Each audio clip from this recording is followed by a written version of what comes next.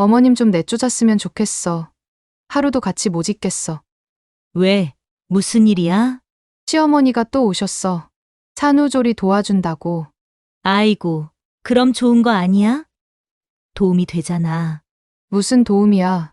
간섭만 하시고 자기 방식대로만 하려고 하시는데 내가 신생아 키우는 것도 스트레스인데 눈치까지 봐야 하니까 미치겠어. 그래도 시어머니인데. 엄마, 몰라서 그래. 하루 종일 아기 안아보려고 하시고 내가 하는 것마다 이래라 저래라 하시고 어제는 내가 분유 타는 것도 물이 너무 뜨겁다. 너무 차갑다 하면서 계속 간섭하시더라고. 참아야지. 뭐 어떡해. 엄마, 진짜 어머님 좀 내쫓았으면 좋겠어. 하루도 같이 못 있겠어. 왜 이렇게 불편해야 하는지 모르겠어. 야, 그런 소리 하는 거 아니야. 아니야, 엄마, 진짜야. 어제는 내가 아기 재우고 있는데 갑자기 들어와서 이불이 너무 두껍다면서 빼시더라고. 그래서 애가 깨서 2시간 동안 울었어. 그리고 내가 만든 미역국은 염분이 많다고 하시면서 안 드시고 당신이 끓인 걸로 바꿔 드시라고 하시고 정말 기가 막혀. 시어머니가 그렇게 까다로우시니? 까다로운 게 아니라 모든 걸 본인 방식대로 하려고 하셔. 나는 그냥 애 낳는 기계인 줄 아시나 봐. 내 의견은 하나도 안 들으시고. 너도 좀 이해해봐. 손자가 태어나서 기쁘시니까 그러시는 거 아니겠어? 기쁘신 건 알겠는데 왜 나를 이렇게 힘들게 하셔야 해? 정말 스트레스 받아서 모유도 안 나올 것 같아. 손자 산후조리를 도와주려고 큰아들 집에 갔을 때였습니다. 며느리가 친정어머니와 전화통화를 하는 소리를 우연히 듣게 된 거예요. 화장실을 다녀오는 길에 방문이 살짝 열려 있었는데 며느리가 전화로 이런 이야기를 하고 있더라고요. 그 순간 가슴이 무너져 내렸습니다. 안녕하세요. 저는 68세 김미옥이라고 합니다. 제가 오늘 이렇게 사연을 보내게 된 건 정말 가슴에 맺힌 한이 너무 커서 누군가에게 털어놓고 싶어서입니다. 10년 넘게 살아온 며느리와의 갈등, 그리고 그 갈등이 어떻게 해결되었는지 말씀드리고 싶어요. 본격적인 이야기 시작 전에 구독과 좋아요 눌러주시면 저에게 큰 힘이 됩니다. 그럼 시작하겠습니다. 저는 평생 농사를 지으며 살아왔습니다. 남편과 함께 손에 흙을 묻히며 자식들을 키웠죠. 아들 둘을 두었는데 큰아들은 서울에서 직장 생활을 하고 있고 둘째 아들은 집 근처에서 작은 사업을 하고 있습니다. 오늘 이야기할 주인공은 큰아들의 아내, 그러니까 제 큰며느리입니다. 큰며느리와의 인연은 10년 전으로 거슬러 올라갑니다. 아들이 대학을 졸업하고 직장을 잡자마자 데려온 여자였어요. 처음 만났을 때만 해도 예의 바르고 차분해 보여서 좋은 인상을 받았습니다. 서울 태생이라 그런지 말투도 부드럽고 옷차림도 단정했죠. 아들이 좋은 사람을 만났구나 싶어서 기뻤습니다. 결혼 준비 과정에서도 별다른 문제는 없었어요. 물론 시골에서 서울로 시집 가는 게 아니라 서울 처녀가 시골로 시집 오는 거라 조금 걱정은 됐지만요. 하지만 며느리가 워낙 조용하고 순종적으로 보여서 별 문제 없을 거라 생각했습니다. 결혼식도 무사히 치렀고 신혼살림도 서울에서 시작했죠. 처음 몇 년은 정말 괜찮았어요. 명절 때면 꼬박꼬박 내려와서 차례도 지내고 제가 준비한 음식도 맛있다며 잘 먹었습니다. 아들도 행복해 보였고 며느리도 나름대로 시댁 식구들과 잘 지내려고 노력하는 것 같았어요. 그때만 해도 저는 정말 좋은 며느리를 얻었다고 생각했습니다. 문제는 손자가 태어나면서부터 시작됐어요. 첫 손자가 태어났을 때 저는 정말 기뻤습니다. 산후조리를 도와주러 서울로 올라갔죠. 그런데 며느리의 태도가 조금씩 달라지기 시작했어요. 제가 손자를 안으려고 하면 아직 면역력이 약해서라며 핑계를 대더군요. 제가 만든 미역국을 가져갔더니 염분이 많아서 모유 수유에 안 좋다고 하면서 먹지도 않았습니다. 처음에는 요즘 젊은 엄마들이 그런가 보다 하고 넘어갔어요. 시대가 바뀌었으니까 육아법도 달라졌을 거라고 생각했죠. 하지만 시간이 지날수록 며느리의 행동은 점점 더 이해하기 어려워졌습니다. 제가 뭘 해주려고 하면 항상 정중하게 거절하더군요. 괜찮습니다. 제가 할게요 라는 말을 달고 살았어요. 돌이켜보면 그때부터 조금씩 신호가 있었던 것 같아요. 며느리가 저희를 대하는 태도에서 미묘한 변화가 느껴졌거든요. 겉으로는 여전히 예의 바르고 공손했지만 뭔가 벽을 쌓고 있다는 느낌이 들었습니다. 마치 저희를 가족이 아닌 손님 취급하는 것 같았어요.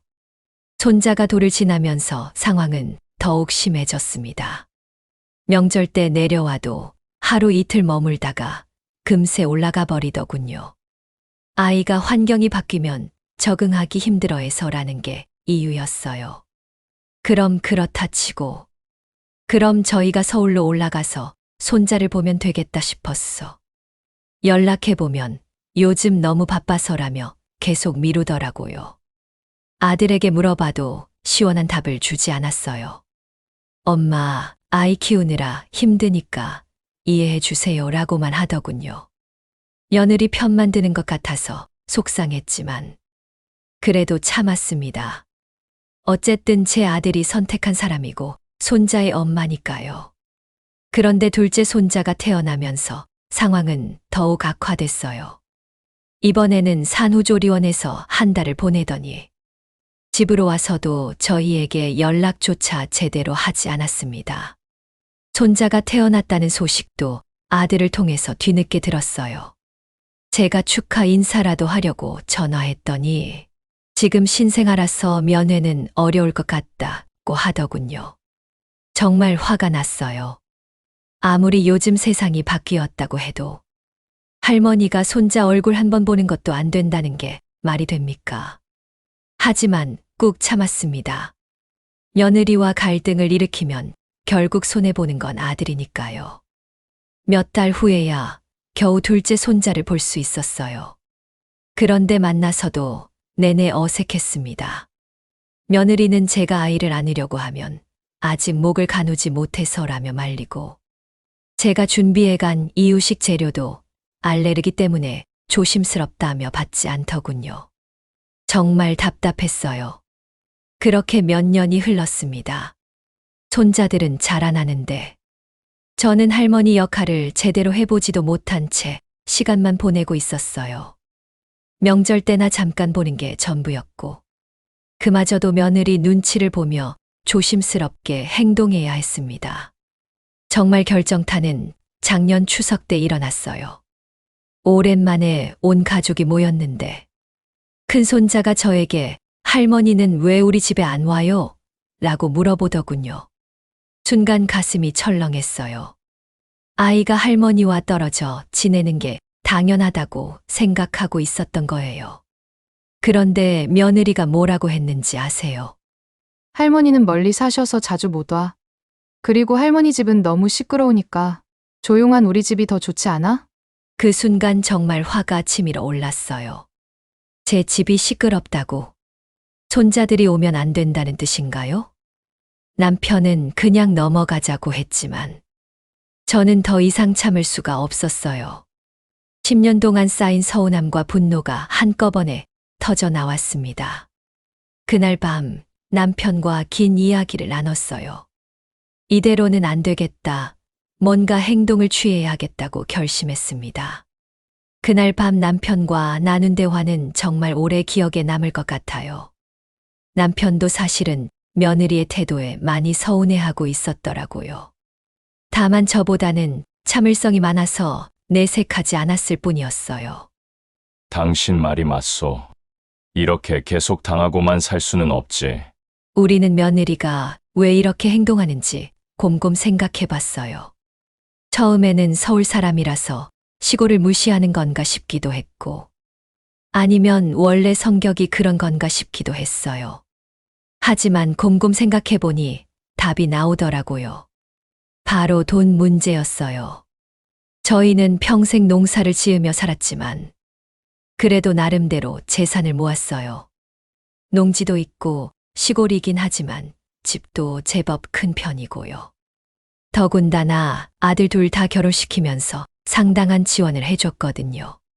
큰아들 결혼할 때는 서울에서 전세금도 대주고 차도 사주고 예단도 넉넉히 해줬어요. 그런데 며느리는 아마 이런 생각을 했을 거예요. 시댁에서 뭔가 바라는 게 있겠지. 나중에 시골로 내려와서 시부모 모시고 살라고 할지도 몰라. 아니면 농사일을 도와달라고 할 수도 있고. 그래서 미리미리 선을 긋고 있었던 거죠. 남편이 이런 말을 하더라고요. 우리가 너무 일방적으로 베풀기만 했나? 며느리 입장에서는 부담스러웠을 수도 있겠네. 처음에는 이해가 안 됐어요. 시부모가 자식들 도와주는 게 당연한 거 아닌가요?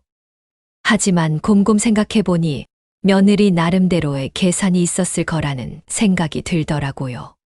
그렇다면 우리도 계산을 해봐야겠다 싶었어요.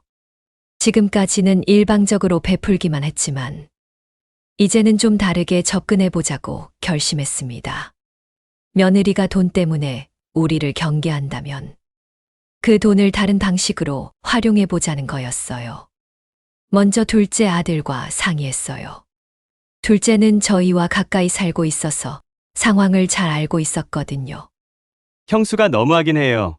엄마 아버지가 얼마나 속상해 하시는지 알면서도 계속 그러니까요. 둘째 며느리는 또 완전히 달라요. 저희를 정말 친부모처럼 모시거든요. 그래서 생각해낸 게 바로 조건부 증여였어요. 지금까지는 아무 조건 없이 도움을 줬지만 이제는 조건을 달기로 한 거죠.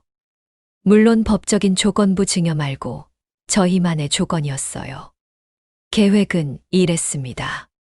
먼저 큰아들에게 전화해서 엄마 아버지가 나이도 많이 들었으니까 앞으로는 좀 더 자주 만났으면 좋겠다고 말하기로 했어요.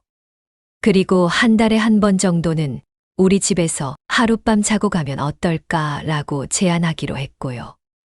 만약 며느리가 또 핑계를 대면서 거절한다면 그때부터는 저희도 다르게 나가기로 했어요. 지금까지 해왔던 경제적 지원을 중단하는 거였죠. 손자들 용돈, 명절 세뱃돈, 가끔씩 보내던 생활비, 그런 것들 말이에요. 남편이 처음에는 그렇게까지 해야 하나라고 망설였어요. 하지만 저는 확신했습니다. 이렇게 계속 당하고만 살 수는 없어요. 며느리가 우리를 무시하는 건 결국 우리가 만만해 보이기 때문이에요. 이제는 우리도 당당해질 필요가 있어요. 드디어 실행에 옮길 때가 왔어요. 추석이 지나고 한 달쯤 후에 큰아들에게 전화를 걸었습니다. 평소와 다름없이 자연스럽게 대화를 시작했어요. 아들아, 요즘 어떻게 지내니? 손자들은 건강하고? 네. 엄마, 다들 잘 지내고 있어요. 큰애는 이제 초등학교 3학년이 됐고, 작은애도 유치원 잘 다니고 있어요. 그래, 다행이다. 그런데 말이야, 엄마 아버지가 나이도 이제 70에 가까워지니까 말이다. 앞으로는 좀 더 자주 봤으면 좋겠어. 한 달에 한 번 정도는 우리 집에 와서 하룻밤 자고 가면 어떨까? 전화기 너머로 아들이 잠시 당황하는 기색이 느껴졌어요. 아마 며느리와 상의해야겠다는 생각을 했을 거예요. 엄마, 그게 아이들이 있어서 쉽지가 않을 것 같은데요. 그리고 아이들이 환경이 바뀌면 잘 못 자기도 하고. 예상했던 대답이었어요. 하지만 이번에는 물러서지 않기로 했거든요. 아들아, 손주들이 할머니, 할아버지 집에서 하룻밤 자는 게 그렇게 어려운 일이니? 다른 집 아이들은 다 할머니 집에서 놀기 좋아하던데 우리 손자들만 유독 그런가? 아들이 말을 못 하더라고요. 사실 할 말이 없었을 거예요. 어떤 핑계를 대도 결국은 며느리가 싫어한다는 얘기밖에 안 되니까요. 엄마, 제가 집사람하고 상의해보고 연락드릴게요. 그래, 상의해보거라. 하지만 아들아, 이건 꼭 기억해라. 부모가 자식과 손자들 보고 싶어 하는 게 그렇게 무리한 요구가 아니라는 걸 말이야. 전화를 끊고 나서 남편과 함께 기다렸어요. 며느리가 어떤 반응을 보일지 정말 궁금했거든요. 예상대로라면 또 온갖 핑계를 대면서 거절할 텐데. 그러면 저희도 계획대로 행동하기로 했어요. 일주일이 지나도록 연락이 없더라고요. 아들이 며느리를 설득하려고 노력하고 있는 건지, 아니면 그냥 시간을 끌고 있는 건지 알 수가 없었어요. 그래서 제가 다시 전화했습니다. 아들아, 지난번에 얘기한 것 어떻게 됐니? 엄마, 그게 집사람이 좀 부담스러워해요. 아이들 준비물도 많고, 시골에는 아이들이 할 게 없다고 하고, 그 순간 정말 화가 났어요. 시골에는 아이들이 할 게 없다고? 저희가 손자들을 위해서 얼마나 많은 준비를 해뒀는데요. 그네도 설치해두고, 자전거도 사두고, 온갖 장난감도 준비해뒀는데, 할 게 없다니요. 그래, 알겠다. 그럼 며느리가 그렇게 생각한다면 어쩔 수 없지. 하지만 아들아, 엄마도 이제 생각을 좀 바꿔야겠다. 엄마, 무슨 말씀이세요? 지금까지 엄마 아버지가 너희들한테 많은 도움을 줬잖니. 그런데 우리가 뭔가 부탁하면 계속 거절만 하니까 이제는 우리도 좀 거리를 두려고 한다. 아들이 당황하는 기색이 역력했어요. 엄마, 그게 무슨, 별거 아니야. 그냥 지금까지처럼 무조건적으로 도와주지는 않겠다는 뜻이야. 서로 주고받는 관계가 되어야지. 우리만 일방적으로 주기만 하면 되겠니? 그렇게 첫 번째 경고를 날린 후 저희는 실제로 행동에 옮기기 시작했어요. 가장 먼저 바꾼 건 명절 세뱃돈이었어요. 지금까지는 손자 둘에게 각각 50만 원씩 주곤 했거든요. 그런데 이번 설에는 아예 주지 않기로 했어요. 설날 당일 큰아들 가족이 와서 차례를 지냈어요. 예년과 다름없이 진행됐는데 차례가 끝나고 세배를 받을 때가 문제였죠. 손자들이 세배를 하면서 할머니 세뱃돈 하고 손을 내미는데 저는 그냥 세배 잘했다라고만 하고 넘어갔어요. 큰 손자가 이상하다는 듯이 쳐다보더라고요. 할머니, 세뱃돈은요? 그때 며느리가 얼굴이 확 달라진 게 보였어요. 아마 무슨 일인지 감을 잡았을 거예요. 하지만 그 자리에서 뭐라고 할 수는 없었겠죠. 아들이 나중에 조용히 물어보더라고요. 엄마, 왜 세뱃돈을, 아, 깜빡했네. 요즘 나이가 들어서 그런가 봐. 물론 거짓말이었죠. 일부러 안 준 거니까요. 그 다음 달부터는 평소에 가끔씩 보내던 용돈도 끊었어요. 지금까지는 한 달에 한 번 정도 손자들 간식비라도 사라며 30만 원씩 보내곤 했거든요. 그것도 이제는 보내지 않았어요. 며느리가 눈치를 챘는지 아들을 통해서 몇 번 떠보더라고요. 엄마가 요즘 몸이 안 좋으신가요? 라든지 무슨 일 있으신 건 아니죠? 라든지 말이에요. 하지만 저는 그냥 별일 없다라고만 답했어요. 진짜 결정타는 큰 손자가 생일을 맞았을 때였어요. 지금까지는 생일이면 꼭 선물을 사주거나 용돈을 줬거든요. 그런데 이번에는 아예 연락도 하지 않았어요. 생일 축하 문자 한 통도 보내지 않았고요. 아들이 며칠 후에 전화하더라고요. 엄마, 큰애 생일이었는데요. 아, 그랬구나. 미안하다. 요즘 정신이 없어서 깜빡했네. 엄마, 진짜 깜빡하신 거예요? 아니면, 뭐가 아니면 아들이 말을 못 하더라고요. 사실은 다 알고 있으면서 말이에요. 저희가 일부러 거리를 두고 있다는 걸 말이죠. 그렇게 몇 달이 지났어요. 봄이 되고 여름이 되고 다시 가을이 왔죠. 그동안 저희는 정말 딱딱하게 선을 그었어요. 명절 때 필수적인 만남 외에는 연락도 잘 하지 않았고 경제적인 지원도 완전히 중단했어요. 대신 둘째 아들 가족에게는 더욱 잘해줬어요. 둘째 며느리가 워낙 효성이 좋으니까 보답해주고 싶었거든요. 둘째 손자들에게는 세뱃돈도 더 많이 주고 용돈도 더 자주 줬어요. 생일 선물도 더 비싼 걸로 사주고요. 이런 차이를 큰아들이 모를 리가 없었겠죠. 둘째와 연락하다 보면 자연스럽게 알게 될 테니까요. 며느리도 점점 초조해하는 기색이 보이더라고요. 명절 때 와서도 예전처럼 편안해하지 못하고 계속 눈치를 보더라고요. 그런 상황이 지속되던 중에 드디어 며느리 쪽에서 먼저 움직임이 있었어요. 추석을 한 달 앞둔 어느 날, 갑자기 큰아들이 전화를 걸어왔어요. 엄마, 집사람이 하는 말이 한 번 시골에 놀러 가보고 싶다고 하는데요. 순간 귀를 의심했어요. 그 며느리가 시골에 놀러 가고 싶다고?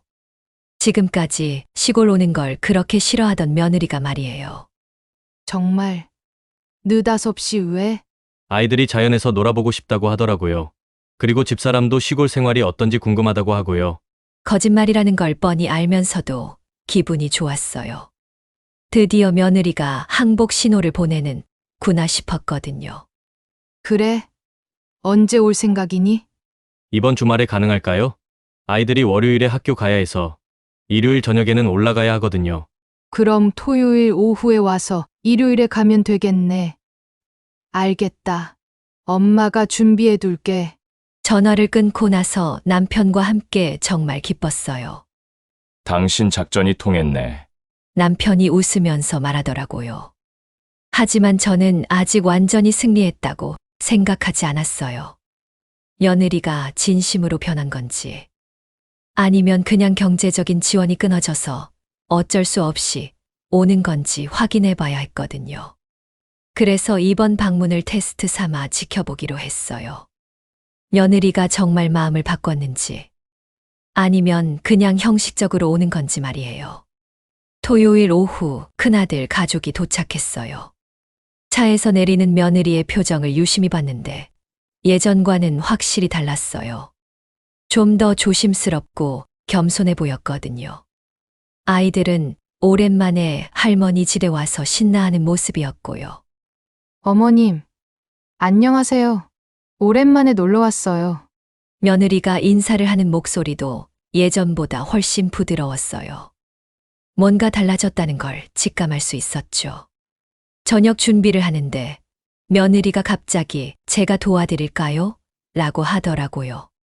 지금까지 한 번도 부엌일을 도와준다고 한 적이 없었는데 말이에요. 그래서 괜찮다라고 했더니 그래도 제가 해야죠 라면서 부엌으로 들어오더군요. 처음에는 어색했어요.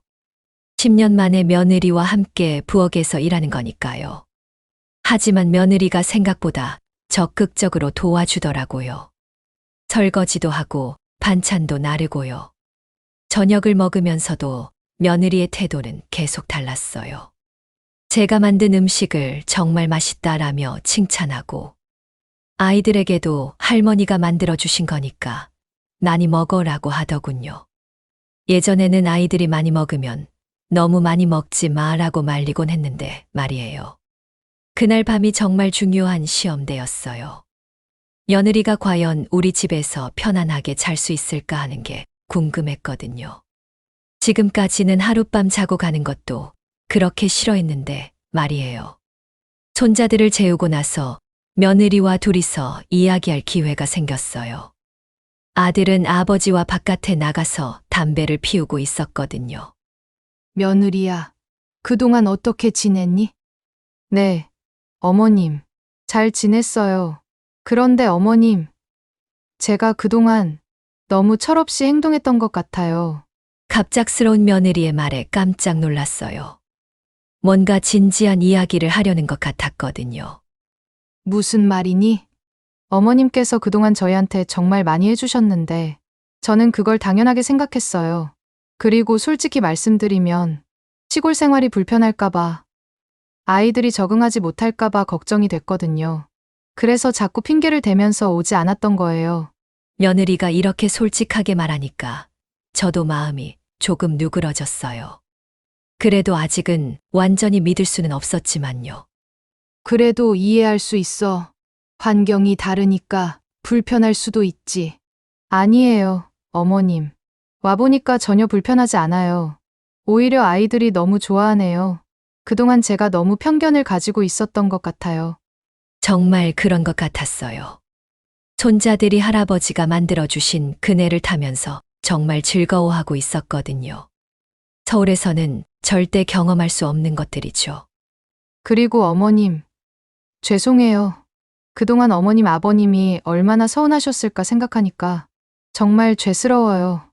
며느리가 이렇게 고개를 숙이면서 사과하니까 10년 동안 쌓인 서운함이 조금씩 풀리는 느낌이었어요. 하지만 아직은 경계를 완전히 늦출 수는 없었어요. 혹시 이것도 연기일 수 있으니까요. 됐어. 이제라도 이렇게 와줘서 고마워. 그날 밤 며느리는 정말 우리 집에서 편안하게 잤어요. 중간에 일어나서 아이들 이불을 덮어주고 아침에는 일찍 일어나서 아침 준비도 도와줬어요. 정말 180도 달라진 모습이었죠. 일요일 아침 손자들과 함께 뒷마당에서 채소를 따보기도 하고 달장에 가서 계란도 주워오고 정말 즐거운 시간을 보냈어요. 며느리도 처음에는 조심스러워했지만 점점 자연스러워지더라고요. 어머님, 이렇게 직접 기른 채소로 밥을 해 먹으니까 정말 맛있네요. 서울에서는 이런 걸 경험할 수가 없어요. 며느리의 이런 말들이 진심인지 궁금했지만 일단은 받아들이기로 했어요. 어쨌든 변화를 보이고 있으니까요. 일요일 저녁 며느리 가족이 서울로 돌아갈 시간이 됐어요. 차에 짐을 실으면서 며느리가 저에게 조용히 말하더라고요. 어머님, 다음에 또 와도 될까요? 아이들이 너무 좋아해서요. 그럼 언제든지 와라. 이제는 우리 집이 불편하지 않니? 전혀요. 오히려 아이들한테 정말 좋은 경험이 되는 것 같아요. 앞으로는 자주 올게요. 그렇게 며느리 가족이 돌아간 후 남편과 함께 그날을 정리해 봤어요. 며느리가 정말 변한 것 같긴 했지만 아직은 확신할 수 없었어요. 혹시 몇 번 와보고 다시 핑계를 대면서 안 올 수도 있잖아요. 일단 지켜보자. 이번 한 번으로는 확신할 수 없어. 남편이 말하더라고요. 저도 같은 생각이었어요. 그런데 정말 놀라운 일이 일어났어요. 그 다음 주에 며느리가 직접 전화를 걸어온 거예요. 10년 만에 처음으로 며느리가 저에게 먼저 전화를 한 거였죠. 어머님, 안녕하세요. 지난번에 정말 잘 놀다 갔어요. 아이들이 계속 할머니, 할아버지 생각한다고 해요. 그래, 다행이네. 우리도 손자들 보고 싶어. 어머님, 혹시 이번 주말에도 갈 수 있을까요? 아이들이 자꾸 가자고 해서요. 정말 깜짝 놀랐어요.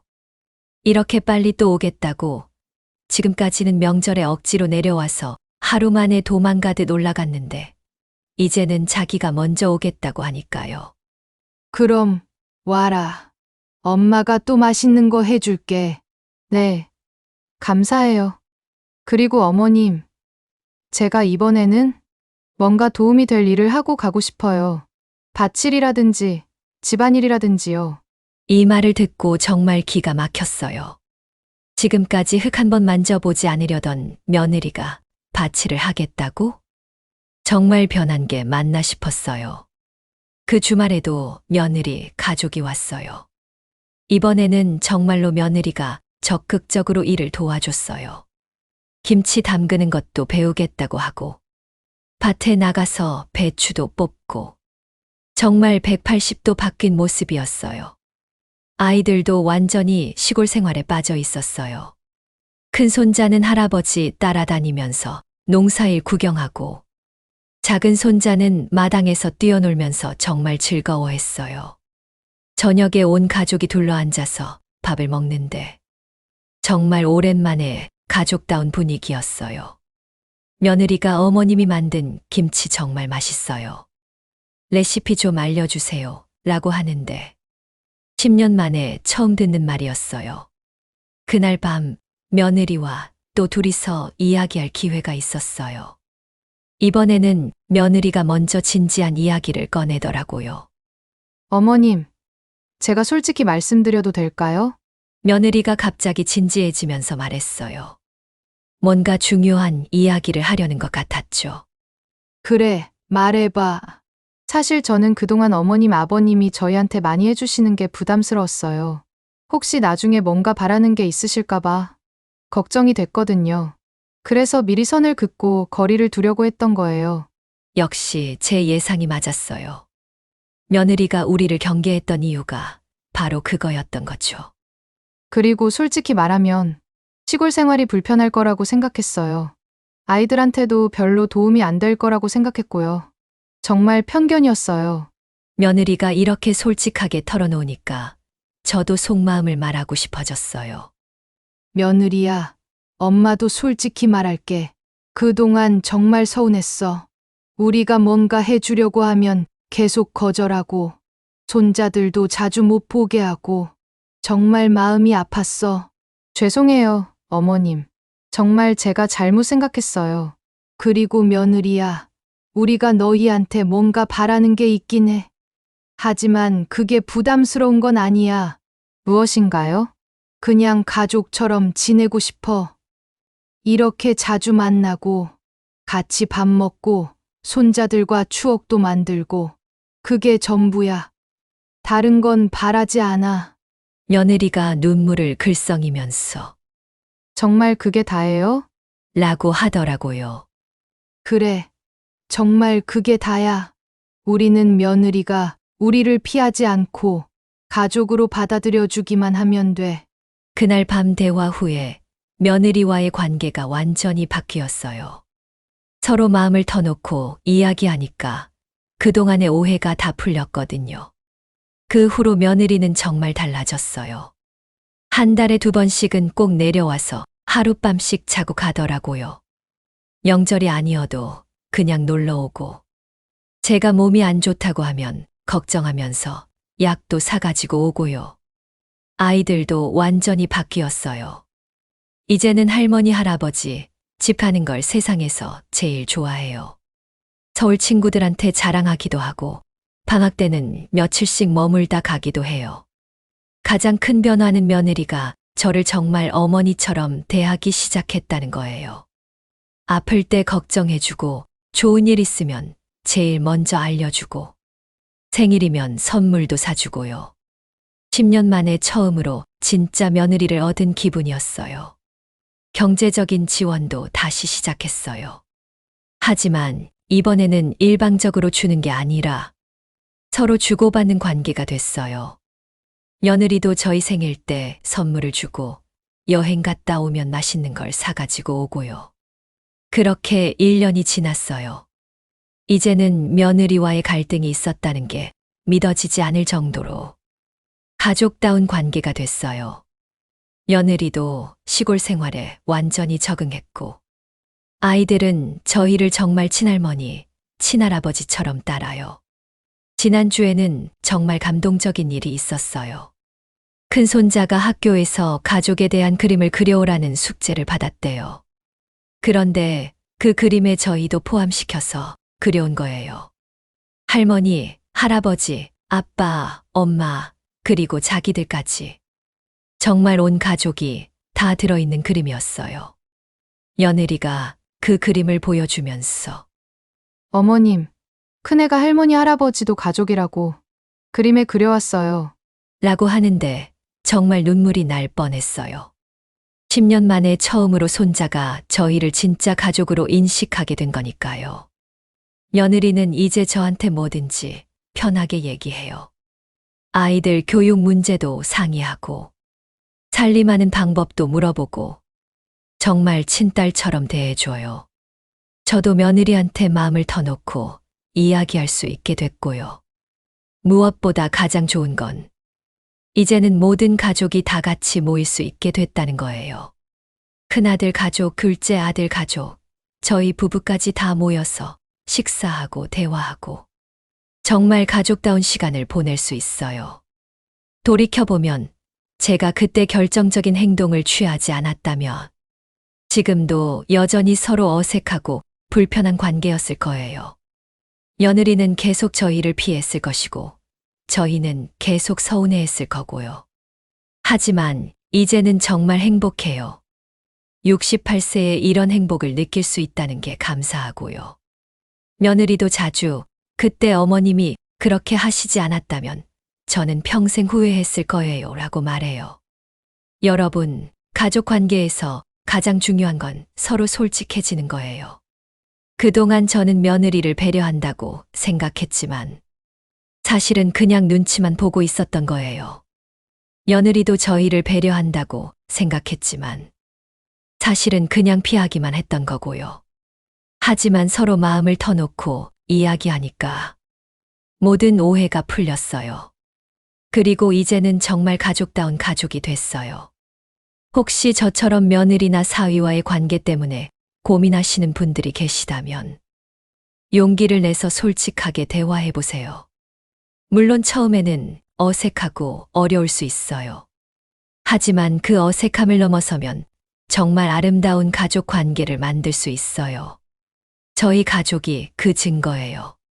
10년 동안 쌓인 갈등도 1년 만에 완전히 해결됐으니까요. 지금 이 순간도 며느리가 손자들과 함께 저희 집에 와 있어요. 정말 행복합니다. 저희 이야기는 여기까지입니다. 사연이 마음에 와닿았다면 구독과 좋아요 꼭 눌러주세요. 그리고 댓글로 여러분의 생각도 나눠주세요. 여러분의 앞날에 항상 행복과 건강이 함께하길 바랍니다. 사연 세상이었습니다. 감사합니다.